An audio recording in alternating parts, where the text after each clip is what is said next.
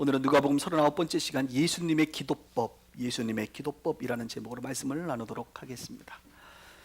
인생은 형용사이다 라는 말을 들어보신 적 있습니까? 인생은 형용사이다. 인생은 명사도 아니고 동사도 아닙니다. 인생은 형용사입니다. 무슨 말이냐면 이런 것입니다. 우리는 다 같은 사람들입니다. 그러나 앞에 어떤 형용사가 붙느냐에 따라 전혀 다른 사람이 됩니다. 좋은 사람, 좋은이라는 형용사가 붙으면 좋은 사람이 되고, 나쁜 사람, 나쁜 사람이 됩니다. 정직한 사람, 거짓된 사람, 이토록 우리 인생의 아주 중요한 것이 바로 형용사입니다. 인생은 형용사이다. 들어보셨나요? 처음 들어보셨나요? 아마 못 들어보신 분들이 많을 거예요. 왜냐하면 제가 이번 주에 만든 말이기 때문에 그렇습니다. 여러분은 어떤 형용사를 좋아하십니까? 제가 가장 좋아하는 형용사는 건강한이라는 단어입니다. 여러 번 말씀드렸죠? 건강한 사람, 건강한 시민, 건강한 사고, 생각, 또 건강한 영성, 건강한 성도, 특별히 건강한 교회, 이런 단어를 저는 좋아합니다.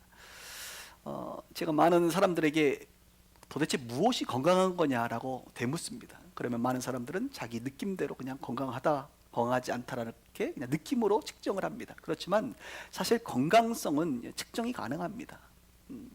두 가지로 측정이 가능한데, 건강하려면 첫 번째 뭐예요? 균형이 있어야 된다고 얘기했죠, 지난번에도. 두 번째는 충분해야 됩니다. 예를 들어 비타민 A, B, C, D 다 있어야 돼요. 비타민, 제가 요즘에 비타민 좀 C가 부족한 것 같아요. 그럼 어떻게 해요? 우리가 건강하지 않아요. 다 있어야 됩니다. 균형 있게 있어야 됩니다. 그리고 있는 것에서 끝나는 것이 아니라 뭔가 이렇게 충분해야 돼요. 그렇죠? 어느 정도 수준에 도달해야 됩니다.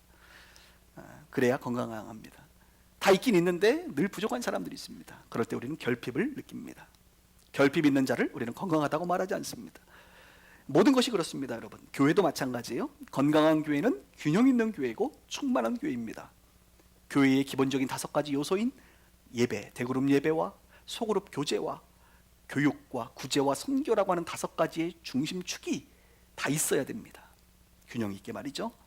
그런데 있는 것에서 끝나는 것이 아니라 이것이 다 충만해야 됩니다. 오늘 대표 기도하신 것처럼 기도를, 우리가 예배를 드리더라도 충만한 예배가 되어야 됩니다. 교제를 하더라도 서로 사랑의 교제가 되어야 됩니다. 교육을 하더라도 체계적인 교육이 일어나야 되고, 구제나 선교를 하더라도 전략적이고 필요 중심적인 꼭 필요한 일들을 해야 됩니다. 그래야 건강한 거예요. 가끔 우리 교회는 건강한가? 나는 건강한 신앙인인가? 라고 스스로를 체크할 수가 있습니다. 특별히 우리 신앙인들에게는 말씀과 기도와 삶이 균형이 있어야 됩니다. 어느 하나 부족해서는 안 됩니다. 어느 한쪽으로 치우쳐서 안 됩니다. 말씀과 기도와 삶의 균형과 충만함이 있어야 됩니다. 특별히 오늘은 이 중에서도 기도라는 것을 오늘 여러분들하고 배우고 싶습니다. 기도의 균형감과 충만함에 대해서 나누려고 합니다. 그리고 우리의 기도의 롤 모델은 역시 예수 그리스도이십니다. 오늘 성경의 본문은 예수님께서 십자가를 지시기 전날 마지막에 겟세마네 혹은 감람산에서 기도하시는 장면이 등장하게 됩니다. 예수님의 기도를 연구하면 우리는 예수님이 얼마나 건강한 기도를 하셨는지, 얼마나 건강하고 성숙한 사람이셨는지 우리는 알게 됩니다. 예수님의 기도의 3가지의 중요한 내용을 함께 배우고 싶습니다. 첫 번째는 한번 따라해 볼까요? 자신을 위한 기도. 예수님께서는 기도를 하실 때 자기 자신을 위해서 기도하셨습니다. 42절을 볼까요? 42절에 보니까 이르시되 아버지여, 만일 아버지의 뜻이거든 이 잔을 내게서 옮기시옵소서. 그러나 내 원대로 마옵시고 아버지의 원대로 되기를 원하나이다 라고 예수님께서 지금 무슨 기도를 하세요? 자기 자신에 대한 기도를 하고 계신 것입니다. 내 원대로, 내 육신이 원하는 대로 하지 마시고 아버지의 원대로 되기를 내가 원한단 말이죠. 이 얼마나 아름다운 기도입니까? 우리는 종종 기도할 때마다, 내 자신을 위해서 기도할 때마다 아버지의 마음, 아버지의 뜻이 아니라 내가 지금 원하는 것, 내가 원하는 것을 달라고 기도할 때가 얼마나 많아요. 그런데 예수님은 자기 자신을 위해서 기도할 때 내 뜻대로 말고 아버지 뜻대로 되게 해달라고 기도합니다. 물론 십자가를 지시는 것, 이것이 얼마나 고통스럽습니까? 그 고통을 아시기에 예수님은 할 수만 있다면 이 잔을 내게서 옮겨주세요, 나 이거 안 하고 싶어요 라고 솔직히 기도했어요, 자기 자신을 위해서. 그러나 결론은 뭐예요? 내 뜻대로 말고 아버지의 뜻대로 되기를 원한다는 것입니다. 십자가에서 죽음을 맞이하는 것, 죽음의 자리를 미리 아는 자의 고통을 아십니까? 그 고통의 무게는 매우 큽니다. 그래서 우리가 시한부 인생들에 대해서 종종 TV를 통해서, 영화를 통해서 볼 때 그렇게 슬픈 거예요. 죽음을 미리 알고 있다는 것, 그 시점이 다가오고 있음을 우리는 모두 다 다가오고 있음에도 불구하고 아주 가깝게 다가오고 있는 분들을 볼 때 고통의 무게 때문에 견디기가 어려운 것이죠. 그 죽음의 시간을 모르고 갑자기 죽으면 그나마 좀 난데, 그 시간이 다가오고 있음을, 얼마 남지 않았음을 알 때, 그리고 그냥 죽는 것이 아니라 고통의 시간, 십자가의 고통의 시간을 견뎌야 하는 예수님의 입장에서는 매우 그 고통의 무게가 컸을 것이라고 판단이 됩니다. 우리 예수님은 그 고통의 무게를 견뎌야 했기 때문에 기도하지 않을 수가 없는 것입니다. 그 기도를 통하여 그것을 견딜 만한 힘과 능력과, 내 마음이 아니라, 마음이 자꾸 바뀔 것 같거든요. 그래서 내 마음이 아니라 하나님의 마음으로, 하나님의 뜻대로 되기를 원한다라고 자기 자신을 위하여 기도하셨습니다. 예수님은 또한 제자들에게도 말합니다. 너희도 너희 좀 자신을 위해서 좀 기도해라라고 말하죠. 40절을 볼까요? 그곳에 이르러 그들에게 이르시되 유혹에 빠지지 않게 기도하라. 너희들 너희 자신을 유혹에 빠지지 않게 기도하란 말이죠. 46절에도 볼까요? 어찌하여 자느냐, 시험에 들지 않게 일어나 기도하라. 예수님도 자기 자신을 위해서 기도하셨고, 제자들에게도 너희도 너희 자신을 위해서 기도해야 된다. 유혹에 빠지지 않으려면, 시험에 들지 않으려면 기도해야 된다 라고 말하고 있습니다. 결국 우리는 지난주 베드로의 이야기를 알죠. 3번 부인하잖아요. 결국 베드로는 성령 충만하지 않으니까 두려움이 찾아오고 자기 육신의 일을 따라 예수님을 부인하는 그 자리에 가게 됩니다. 예수님께서 말씀했잖아요. 유혹에 빠지지 않게, 미혹받지 않도록 제발 좀 스스로 네 자신을 위해서 기도하지, 그 기도할 시간에 기도하지 않으니 이런 사단이 나는 것 아니겠느냐라고 말하고 있는 것이죠. 저는 오늘 설교의 예화를 다 저의 경험을 좀 나누고 싶은데요. 사실 저 자신은요, 저는 저 자신을 위해서 사실 기도를 많이 안 했던 것 같아요. 여러분 어떠세요? 여러분들은 여러분 자신을 위해서 기도 많이 하시죠? 왜냐하면 이렇게 저 자신을 위해서 기도하면 생각보다 기도할 거리가 별로 없는 것 같아요. 그리고 늘 성경은 먼저 그의 나라와 의를 구하라고 하니 나는 단순하게 내 개인의 문제보다는 늘 하나님의 나라를 위해서 기도해야지라는 어떤 생각에 사로잡혀 있었던 것 같습니다. 그런데 수년 전에 제 친구 목사하고 이렇게 차를 마시는데, 우리 목사들은 만나면 뭐 이런 질문합니다. 오늘도 아침에 우리 홍 목사님께서 저를 만나자마자 목사님은 설교 준비를 언제 하십니까? 어떻게 하십니까? 이렇게 우리는 설교 준비 어떻게 하는지, 또 신방은 어떻게 하는지, 기도는 어떻게, 기도 생활 어떻게 하는지 이런 거 서로 물어보거든요. 그래서 이제 우리 목회자들이니까 이런저런 얘기하다가 제가 물어봤어요. 목사님 기도 많이 하시는 분이시거든요. 그래서 목사님은 기도할 때 도대체 무슨 기도를 그렇게 하십니까? 이렇게 물어봤어요. 그랬더니 이분은 이렇게 대답하더라고요. 목사님, 장 목사님, 저는 저 자신을 위해서 기도하는 게 한 50% 정도 됩니다. 제가 너무 놀란 거예요. 아니, 목사가 성도를 위해서 기도하고 교회를 위해서 기도하고 해야지 뭘 이렇게 자기 자신을 위해서 기도할 게 뭐 있다고. 근데 50%를 자기 자신을 위해서 기도한대요. 그러면서 얘기하는 걸 들어보니까 자기의 영성의 깊이를 위해서 기도하고, 말씀의 사역자로서 하나님 앞에 잘 쓰임받도록 기도하고, 하나님의 때에 쓰임받을 만큼 준비되는 자가 되도록 기도를 한다는 거예요. 그리고 나는 기도를 쌓는다는 의미로 계속 기도를, 자기 자신을 위해서 기도한다는 거예요. 야, 제가 그 말 듣고요, 한 대 맞은 것 같아요. 정말로 한 대 탱 맞은 것 같아요. 가만 보니까 성도들에게 목사는 뭐라고 얘기합니까? 여러분 저를 위해서 기도해 주세요. 항상 성도들에게는 저를 위해서 기도해 달라고 부탁하지만 정작 목사 자신은 자신을 위해서 기도하지 않더라. 이런 논리가 있죠. 나는 여러분을 위해서 기도하고 여러분 나를 위해서 기도하고, 할렐루야, 서로 쌍방에. 근데 이게 맞는 것 같지만 좀 틀리더라. 저도 저를 위해서 기도하고 여러분들이 저를 위해서 기도해 주셔야 되고, 여러분들도 여러분의 자신의 문제를 위해서 기도하고, 목회자도 여러분들 위해서 기도해 주는 게 맞는데, 나는 나 자신을 위해서 기도하는 것을 많이 놓치고 살았구나 라는 것을 수년 전에 깨닫게 됐어요. 그 이후로 저는 기도 생활할 때, 특히 뭐 기도회를 인도할 때는 그렇게 하지 못하지만 혼자 기도하는 뭐 새벽 시간이라든지 개인적으로 기도하는 시간이 될 때마다 저는 요즘에 여러분 좀 이기적으로 저 자신을 위해서 많이 기도하고 있습니다. 주님, 나를 불쌍히 여겨주세요. 나의 부족함과 연약함과 계속적으로 준비되게 해주세요. 주님, 맡겨진 사역에 해가 되지 않고 열매를 맺히는 사역자가 되도록 주님 나를 좀 붙잡아 주시고 나를 키워주시고 나를 연단시켜 주시고 특별히 시험에 들지 않도록 주님 나를 보호해 주세요 라고 저는 요즘에 저 자신을 위해서 기도 많이 합니다. 그리고 점점 기도하면서 깨달아져요. 자신을 위해서 기도하지 않는다는 것은 자신의 능력을 너무 믿는 것이 아닌가, 아니면 하나님 나라에 대해서 무관심한 것은 아닌가라는 생각을 하게 됩니다.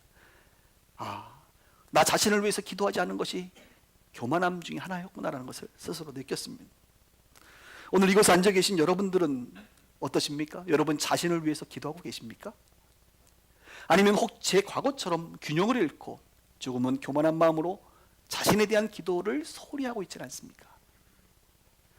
베드로처럼 우리는 유혹에 빠지고 시험에 들 때가 있잖아요. 혼자 있을 때, 세상에서 삶의 치열한 삶의 현장에서 유혹과 시험이 안 찾아오던가요? 많이 찾아오거든요. 정말 우리는 우리 자신을 위해서 기도함으로 그런 미혹과 유혹에 빠지지 않도록 늘 충만함을 유지해야 됩니다. 이제 우리는 겸손한 마음으로 매일매일 나 자신을 주님께 의탁하는 기도를 해야 될 줄 믿습니다.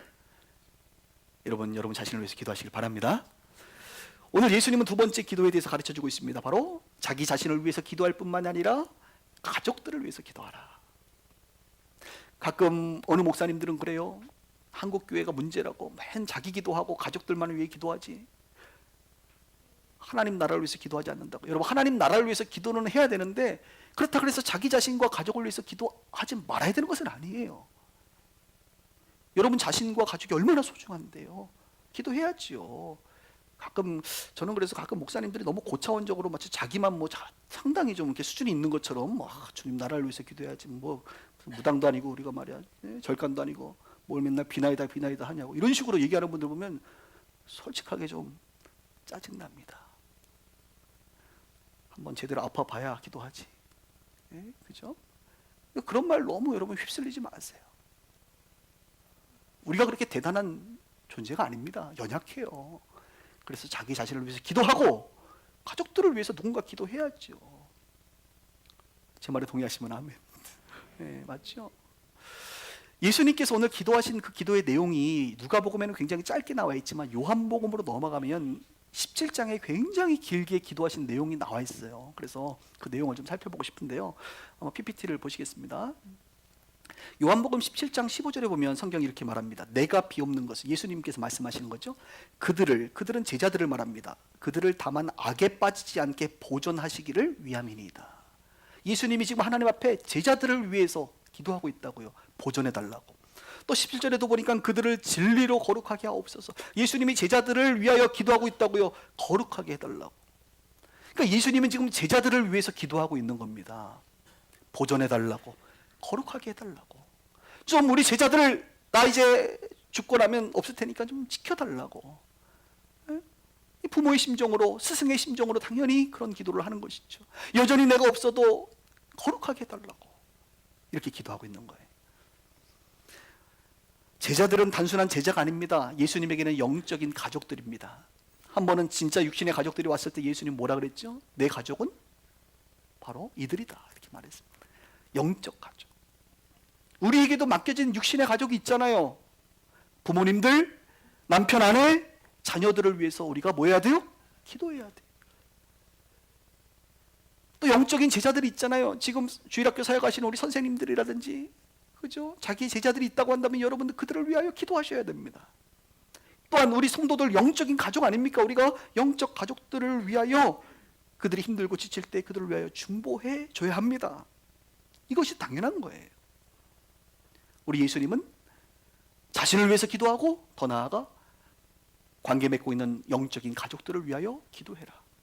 보호해달라고, 거룩하게 해달라고, 시험에 들지 않게 해달라고, 넘어져도 다시 일어날 힘을 달라고 기도하라고 우리 가운데 가르쳐주고 있어요. 제가 지난주에는 참 일주일이 바빴습니다. 뭐 아시는 분 아시겠지만 제가 SNS를 하기 때문에 거기에는 소식을 올리는데요. 지난주 수요일에는 제가 그 군대를 갔어요. 군대. 남자들은 군부대에 들어가는 걸 굉장히 싫어합니다. 제대하고 나서 절대 군대를 안 가는데, 저희 교회는 캠퍼스 선교도 하고 직장 선교도 하고 장애인 선교도 하고 뭐 여러 군데 하죠. 뭐 북한 선교 또 하는데 그 중에 군 선교도 저희 교회는 합니다. 하나님께서 하라고 하는 건 저희는 다 합니다. 할렐루야. 균형 있게 이것저것 다 합니다. 저는 군대에 대한 특별한 마음이 있어요. 제가 전도사가 되자마자 1년차 전도사 생활을 군대에서 했어요. 군부대 전도사님이셨습니다. 그래서 작년에 저희가 12월 성탄절 주간에 주일날 저희가 군대 갔잖아요. 군부대 가서 위문 공연하고 선물 나눠주고, 추운 겨울에 성탄절에 가장 힘들고 외로운 사람이 누굴까? 뭐 해외까지 못 나가겠고 우리가 군부대가 아닐까 이런 생각을 해서 군선교를 시작했는데요. 올해도 작년에 이어서 군선교를 저는 한번 시작하면 계속합니다.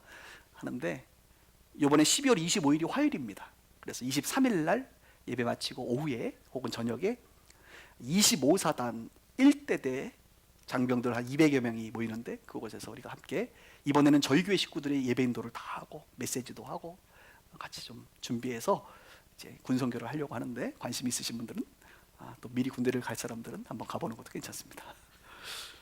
그래서 제가 지난주 수요일 날 그 군부대를 갔는데 한번 사진을 좀 보여드리면서 할게요. 이곳이 25사단 1대대 소망교회입니다. 보통 대대마다 이제 대대의 병사들이 많은데, 대대는 대부분 민간인 목사님들이 이제 거기서 목회를 하세요. 무임으로 자비를 들여서 이제 은퇴를 하셨거나 나이가 좀 있으신 목사님들이 남은 생애를 군부대에서 사역을 하십니다. 한국에는 약 800명 정도의 민간인 목사님들이 군부대에서 담임 목회를 하고 계십니다. 그러나 열악하기 때문에 저희와 같은 교회들이 함께 협력하고 도와야 되죠. 그래서 이번에 갔더니 그 대대장을 만났어요. 대대장 크리스찬이더라고요, 다행히. 대대장이 이렇게 기수를 따져보니까 저보다 한 2, 3년 아래 기수예요. 보니까 기수가. 그래서 여러분, 야, 저보다 이제 아래인 친구들이 다 중령, 여성분들은 중령이 뭔지 모르지만 남자들 다 알아요. 대대장 하고 있어요. 그래서 여러분들 앞으로 저를 볼 때 대대장으로 봐주시길 바랍니다. 대대장. 예. 아침에 대대장과 우리 그 군 교회를 이제 우리가 리서치를 하고, 점심에 그 다음에 사진 보여주세요. 점심에는 그 25사단 부사단장님을 만났습니다. 점심을 능이백숙을 저에게 대접을 해주셨는데, 저분은 장로님이세요. 현직 대령이시고 은퇴를 1년 제대를 1년 앞두셨는데 남은 1년 동안 군복음화를 위해서 수고하려고 하십니다. 그래서 함께 또 우리 협력하기로 했지요. 점심을 먹고 마지막 간 곳은 구사단이라고 있습니다. 구사단. 파주 일산 쪽에 백마부대라고 꽤 유명한 부대입니다. 전직 대통령이 두 분이나 여기 사단장 출신이셨는데요. 재밌어요. 작 군대는 이렇게 이제 들어갔더니 사단장님이 저희를 맞이하려고 이렇게 나와 계시는데, 차에서 딱 내리니까 이제 그 부관들이 제 차를 운전하고 이렇게 파킹을 하고, 나오자마자 사진병사들이 다 사진을 찍는 거예요. 여러분, 군대는 그래요. 딱 가니까 바로 사단장님이 백마 말 있잖아요. 딱 그 위치가 있어요, 여러분. 찍는 데가 포인트가. 그래서 사진을 딱 찍고 미팅을 끝나고 나오니까 액자에다가 딱 담아가지고 저에게. 그래서 앞으로 저희 교회도 등록하시는 분들에게 예배드리기 전에 사진을 찍고 갈 때 프린트아웃 해가지고 액자로 해서 담아드리면 좋겠다, 이런 엉뚱한 생각을 잠깐 해봤습니다. 역시 군대는 안 해도 될 일을 상당히 많이 하시는 그런 일을 하는데, 그래서 우리 사장님하고 이제 사무실 들어가서 그 집무실 들어가서 한 1시간 정도 이제 교제를 하고 나왔는데요. 오늘 이분에 대한 이야기를 좀 하고 싶어서 제가 말씀을 드렸습니다. 이분이 예수를 믿어요. 그래서 목사님, 제가 예수 믿게 된 계기를 좀 설명해도 될까요? 그래서 너무 그 이야기는 듣고 싶지요. 저는 여러분들이 예수 믿게 된 계기를 다 알고 싶어요. 사실 물론 대부분 알긴 합니다만, 그러면서 자기 얘기를 꺼내는 거예요. 사실 저는 대위가 될 때까지 예수를 안 믿었습니다. 그런데 대위 때 자기 아이가 ADHD 판정을 받았다는 거예요. 그래서 이 아이를 이제 치료를 해야 되는데, 어디 기독병원인가 봐요. 거기서 치료를 해주는데 목사님의 추천서가 있으면 이렇게 치료를 받는데 도움이 된다라는 이야기를 들었나 봐. 그래서 군부대에 있는 목사님에게, 이제 사단교회 목사님에게 가서 이렇게 얘기했다는 거예요. 목사님, 오늘도 보니까 우리 김종태 집사님이 뭐 어디 입학하시는 어디 대학원 입학하시는데 저한테 추천서 받더라고요. 여러분 의외로 제가 쓸 때가 있습니다. 추천서 이렇게 사인해 줬는데 그 추천서를 이제 받을 때 이렇게 얘기했다는 거예요. 이분이 목사님 이 추천서 써주시면 제가 앞으로 교회를 나오겠습니다. 대위 때 그렇게 얘기를 했대요. 그래서 군인들은 의리가 있거든요. 그때부터 교회를 나왔다 이런 거예요. 교회 생활을 군대 교회 생활을 오랫동안 했는데 뭐라 그럴까? 하나님을 인격적으로 만나지 못했대요. 그래서 잠깐 민간인 교회, 우리 같은 교회를 그분들은 민간인 교회라고 말합니다. 민간인 교회를 다니면서 주님을 인격적으로 만나고 다시 군 교회를 지금 다니고 있다고 얘기하면서 군 교회의 한계를 그분이 좀 느끼셨던 것 같아요. 그래서 우리와 같은 민간인 목사님들이 우리 구사단에 한 30개 정도 교회가 있는데 또 목사님들 한 30분 계시는데 이분들을 좀 섬겨서 군대에서 복음의 말씀의 능력이 나타날 수 있도록 좀 도와주시면 안 되겠냐라는 이야기를 또 주고받았습니다. 그리고 이제 이야기를 마치고 나서 이제 떠나기 전에 항상 목회자들은 이상한 습관이 있습니다. 사람을 만나고 마무리를 할 때 기도 제목을 물어보는 습관이 있습니다. 왜? 마지막에 기도를 해주고 나와야 되니까. 혹시 사단장님 무슨 기도 제목이 있습니까? 그랬더니 저는 놀랐어요. 여기서 대부분의 사람들은 자기 자식 문제라든지 자기 진급이라든지 성과에 대한 이야기 혹은 자신의 안위에 대한 이야기를 기도 제목을 내요. 그런데 이분은 이렇게 기도 제목을 냅니다. 목사님, 제 슬하에 10,000명이 넘는 12,000명의 부하들이 있습니다. 군대의 최고의 꽃은 사단장이에요, 여러분. 12,000명의 병사들이 있는데 저는 이 병사들을 위하여 새벽마다 가서 기도를 합니다. 무엇을 기도하냐고 그랬더니 입대할 때 안전하게 입대하고 전역할 때 안전하게 전역하게 해달라고. 다른 거 다 필요 없고 우리 구사단 병사들 안전하게 전역하게 해달라고. 그 기도 제목을 딱 하나 내는 거예요. 얼마나 감동이 되는지. 나는 이때 그 솔로몬에게 하신 주님의 마음이 조금 느껴졌어요. 솔로몬에게 내가 무엇을 줄 거 했더니 솔로몬이 뭐라고 얘기했어요? 부와 영광도 주고 뭐 이런 거 얘기 안 하고 하나님의 일 잘 감당할 수 있도록 지혜 달라고. 그랬더니 주님이 너무 기특하잖아. 그래서 지혜를 주고 플러스 알파로 부와 영광도 다 줘버리지 않습니까? 그래서 목사가 이 기도 제목 받으니까 어떻게 해요? 기도를 해줄 때 주님 우리 사단장님 안위는 모르겠고 병사들만 잘 되게 해주세요. 이렇게 기도 안 하잖아요. 그래서 우리 병사들 구사단 백마부대 병사들 안전하게 해주시고 사단장님 2년 동안 근무할 동안 사고 없도록 해주시고 그 다음 플러스 알파 아이와 가족들을 위해서도 간절히 기도했죠. 제가 지금 무슨 얘기를 하고 있습니까? 자기 군부대원들은 다 자기 가족이에요. 그분들에게는 자기가 리더일 뿐만 아니라 아비 같은 사람이거든요. 자기 자신을 위해서 기도할 수도 있어요. 그러나 가족들을 위해서 기도하는 것이죠. 우리 병사들을 위해서 기도해달라고. 여러분 생각해 보세요. 부모가요, 자녀들이 커가면 커갈수록 부모가 할 수 있는 게 많지 않아요. 자녀가 커가면 커갈수록 부모의 손에서 다 떠납니다. 마지막 하나 남는 게 뭔지 아세요? 기도하는 거예요. 자녀들을 위해서. 여기 자녀들을 위해서 많이 기도하시는 분들 계시죠? 계속 기도하세요.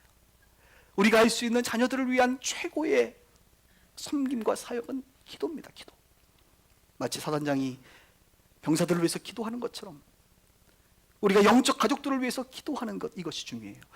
이게 목회하다 보면 성도님들 기도 제목을 받으면 대부분의 기도 제목의 내용은 다 자녀들을 위한 기도 제목이에요. 이제 다음 주 수능이잖아요. 벌써 우리 고3 부모님들은 벌써 주여 하면서 벌써 수능 주여. 우리 다음 주일날은 우리가 예배 때 수능을 위해서 기도해요. 마지막에 한번 해야 되는데요. 자녀를 위한 기도 제목이 제일 많아요. 그럼 이게 이상한 건가? 아니란 말이에요. 정상적인 겁니다. 자녀를 위해서 부모가 기도하는 것, 이것은 너무나도 마땅한 것입니다. 앞으로도 여러분 자녀들을 위해서 기도 많이 하시기를 바랍니다. 또한 지쳐있고 힘겨워하는 성도들을 여러분들이 느끼신다면, 보신다면 그들을 위하여 기도하시길 바랍니다. 목사만 기도하는 게 아니라 우리 모두가 영적인 한 가족으로서 기도해야 되는 줄 믿습니다. 예수님은 자기 자신을 위해서 기도하라 가르치시고 가족을 위해서 기도하셨습니다. 마지막 세 번째, 세상을 위한 기도.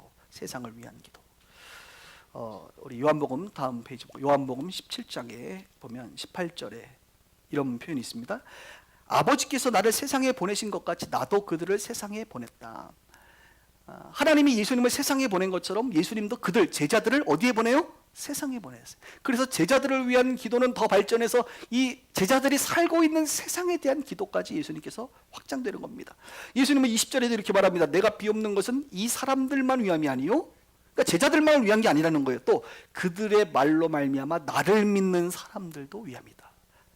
제자들을 통하여 예수 믿게 될 그 세상의 수많은 사람들을 위하여 주님이 지금 기도하고 계십니다.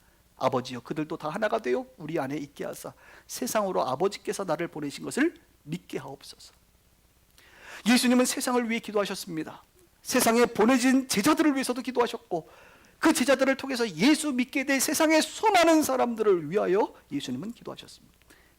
우리도 마찬가지 기도해야 됩니다.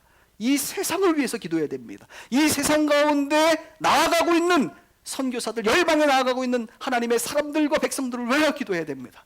그리고 그들을 통하여 믿게 될 사람들을 위하여 기도해야 됩니다. 우리의 기도는 개인과 가족을 넘어 세상까지 나아가야 됩니다.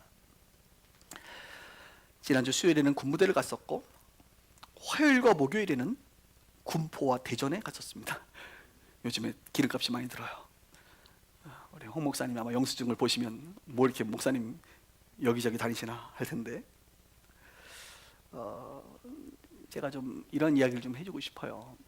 사진을 먼저 좀 볼까요? 사진. 네. 지난주 화요일 날 군포에 갔을 때입니다. 군포에 있는 어느 교회에서 우리 목사님들, 담임 목사님들 한 20분 정도가 제가 하는 세미나만을 위해서 이제 오셨어요. 한 4시간 정도 제가 강의를 했던 것 같습니다. 그리고 목요일 날에는요, 다음 사진,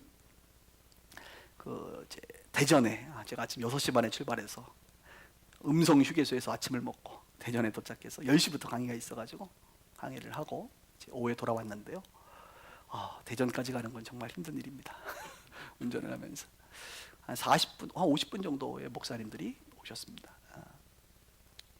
예, 다음. 이것은 지난달인가요? 제가 부산에서 했을 때 사진이고, 그 다음 이것은 이제 통영에서 했던 사진입니다. 예, 됐습니다. 예, 빼주시고. 제가 왜 이 사진을 보여드리냐면, 여러분의 목사가 지금 무슨 일을 하고 무슨 일을 하는지 우리가 알아야 된다는 거예요. 그래서 좀 공유를 하려고, 좀 비전을 좀 나누려고 잠깐 얘기를 했습니다. 저는 한국교회를 위해서 기도하지요, 당연히. 여러분들도 한국교회를 위해서 기도하겠지만, 저도 한국교회를 위해서 기도합니다.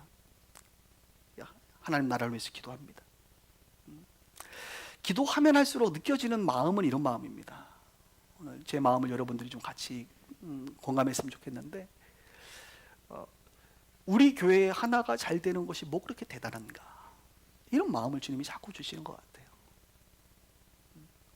우리 빛과 소금의 교회가 잘 되는 것이 하나님 나라에 뭐 그렇게 대단한가. 한국 교회는 지금 여러분 아시다시피 마이너스 성장일 뿐만 아니라 위기의 시대란 말이에요. 한국 교회가. 한국 교회는 위기인데 우리 교회는 위기가 아니고 우리는 뭐 해피해, 우리는 좋아, 우리는 뭐 올해도 보니까 60명이 새로 등록을 했어. 예? 우리 교회 하나가 300명이 되고 500명이 되고 1000명이 되고 5000명이 되고 10,000명이 되는 게 뭐 그렇게 대단한 일인가. 한국 교회는 지금 무너져 가고 있는데, 이런 마음이 제 안에 너무 많이 와요, 요즘에. 그래서 아시면 아시겠지만 제가 올 초부터 공부를 시작했습니다. 기도하는데 주님이 이런 마음을 주시는 거예요. 내게 있는, 사도행전의 말씀, 내게 있는 것으로 내게 주노니, 너에게 있는 것으로 줘. 은과 금은 너에게 없지만 내게 있는 것, 너에게 있는 것으로 주면 돼. 그래서 저에게 있는 게 뭘까라고 생각해 보니까 제가 그분들의 그 삶을 경험했거든요. 개척을 했잖아요. 제가 개척을 하고 미자립교회에서 자립교회가 되고 지금 여기까지 이렇게 왔단 말입니다.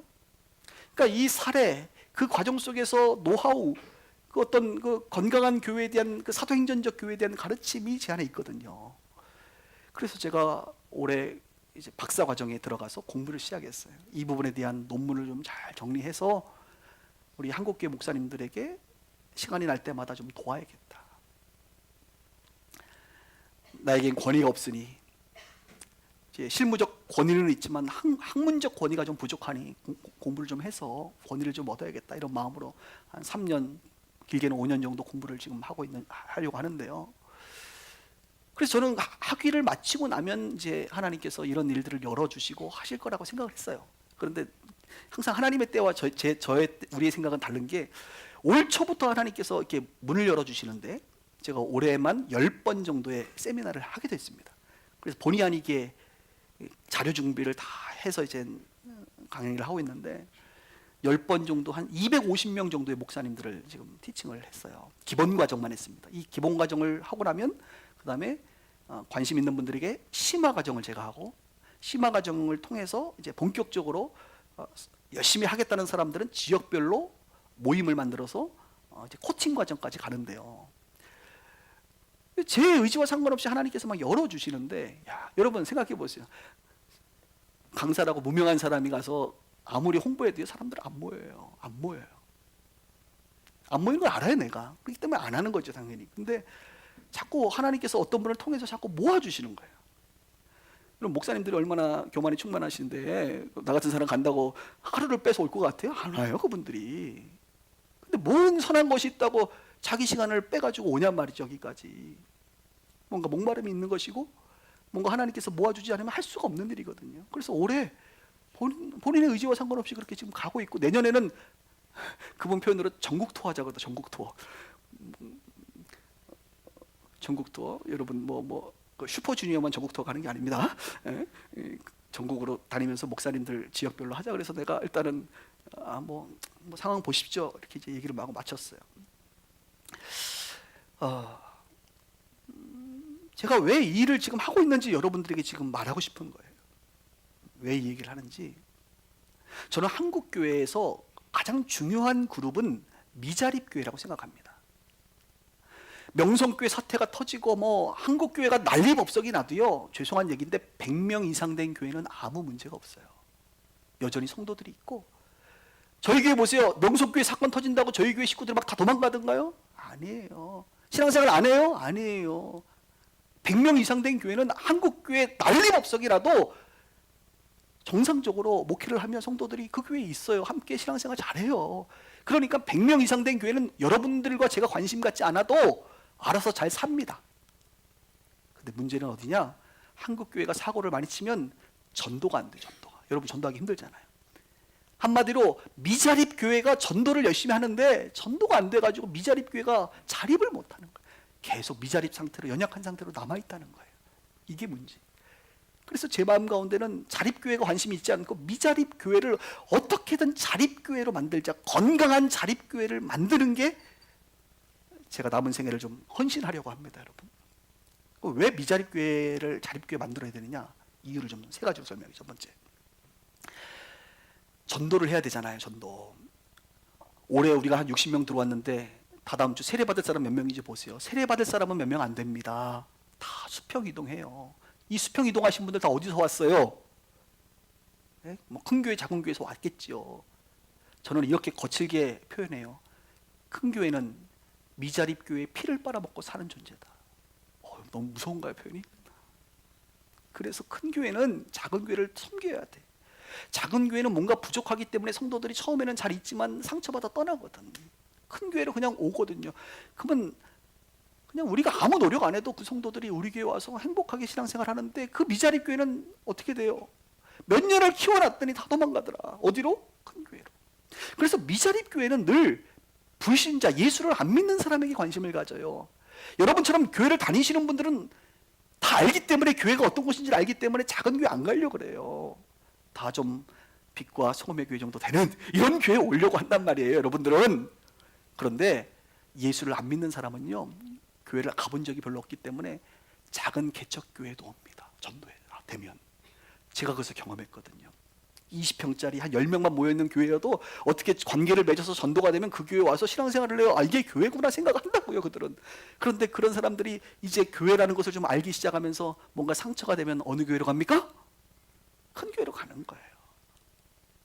그래서 제가 큰 교회는 작은 교회 피를 빨아먹고 산다, 이렇게 자책하면서 얘기하는 겁니다. 미사립 교회가 하는 게 뭡니까? 전도하는 거예요, 전도. 이분들은 온통 배드민턴장에 가든 탁구장에 가든 문화센터에 가든 한 영혼 전도하기 위해서 발벗고 뛰시는 분들이 우리 목사님들, 미자립 교회 목사님들이. 정말 하더라도 배드민턴 안 쳐요. 문화센터 안 가요. 왜? 안 해도 사람들이 오니까. 여러분들이 전도하시니까. 저는 가르치고 기도하는 것에 집중하지만 사실 미자립 교회 목사님들이야말로 전도하시는 분들이세요. 그리고 상처받은 영혼, 정말로 인생의 마지막까지 상처받은 영혼이 가는 곳이 개척교회예요. 이 말도 이해하시나 모르겠네요. 큰 교회 가면 목사님들이 안 돌봐주거든. 자꾸 부목사님 만나게 하고 성도들 만나게 하지 목사님들이 책임을 못 져요. 바쁘니까, 여러 성도들이 있다 보니까. 근데 저도 미자립교회 해봤지만 미자립교회 가면요, 한 영혼을 위해서 목사가 40일도 기도해줘요. 혹시 여러분 깊은 상처와 돌봄이 필요하신 분들은 어디로 가시면 돼요? 미자립교회 가면 그분들은 여러분을 위해서 금식도 해줍니다. 여러분들의 동성과 모든 삶을, 왜요? 어차피 교인들이 몇 명 없으니까 그 영혼을 위해서 기도해주고 힘써주시는 분들이 미자립교회 목사님들이에요. 그분들 없으면 상처받은 영혼들이 갈 데가 없어요. 그런 거예요, 사실. 그럼 미자립교회가 얼마나 많으냐면 놀라지 마십시오. 한국에 6만 개 교회가 있는데 그 중에 5만 개 교회 정도는 미자립교회입니다. 5만 개 교회 담임 목사님과 4인 가족을 치면 한마디로 20만 명이라고 하는 목회자 가정이 극심한 가난 가운데 살고 있습니다.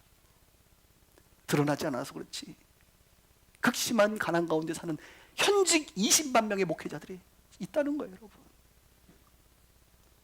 우린 모른다? 이렇게 할 수 없어요. 그분들의 역할이 너무 중요해요.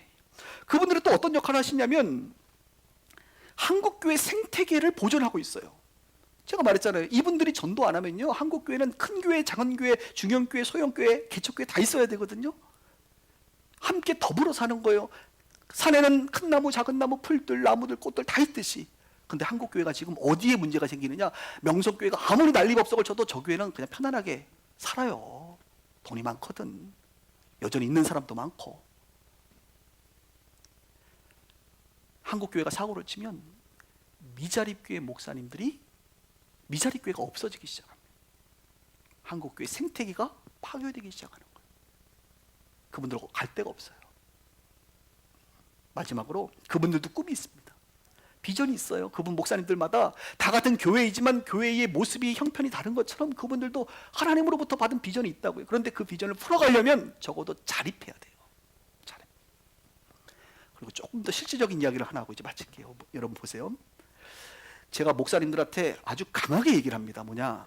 목사님들 이번에 이제 대전 같은 50명이 손을 이제 딱 강의 시작하면 손을 들라 그래요. 자, 성도 50명 이상 되시는 분 손 들라 그랬더니, 이하 되시는 분 손 들라 그랬더니, 미자립교회죠. 성도 50명 미만이신 분 손 들라 그랬더니 몇 명이 손 든 줄 아세요? 우르르 들어요. 너무 많더라. 손 내려. 자, 성도 50명 이상인 분 손 들어보라 했더니 2분만 딱 손 들더라고. 굉장히 교만한 마음으로. 자기 청빙 받았대.